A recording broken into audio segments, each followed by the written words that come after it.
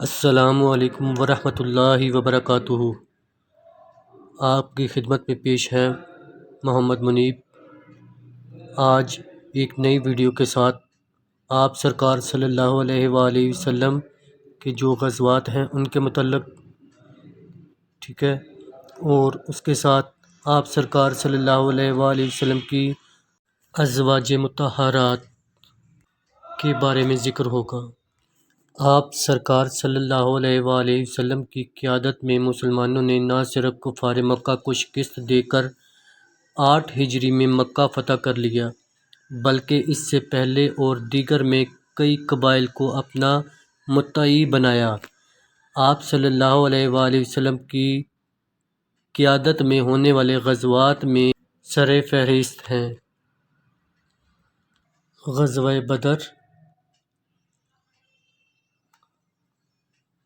غزوہ احد، غزوہ خندق اور غزوہ خیبر، اور آخر میں غزوہ حنین شامل ہیں۔ حضرت صلی اللہ علیہ وآلہ وسلم نے 10 ہجری میں حج بیت اللہ ادا کیا، جو کہ حجۃ الوداع کہلاتا ہے۔ اس حج کے دوران 1,24,000 صحابہ اکرام موجود تھے، جن میں 40,000 ہم رکاب تھے۔ آپ صلی اللہ علیہ وآلہ وسلم کی عمر 63 برس تھی۔ آپ صلی اللہ علیہ وآلہ وسلم اسی حجرے میں آرام فرما ہیں۔ آپ صلی اللہ علیہ وآلہ وسلم کا روضہ مبارک مسجد نبوی میں واقع ہے۔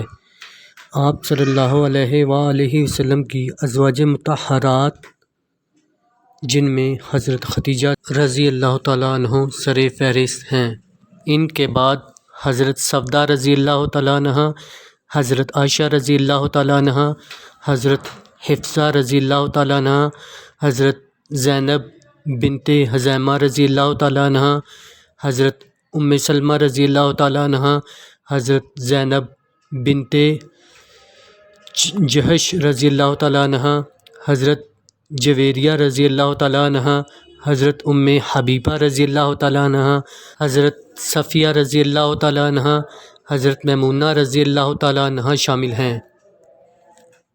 یہ ہیں حضرت محمد صلی اللہ علیہ وآلہ وسلم کی ازواج مطہرات۔ یہاں تک پارٹ 3 اپنے اختتام کو پہنچا۔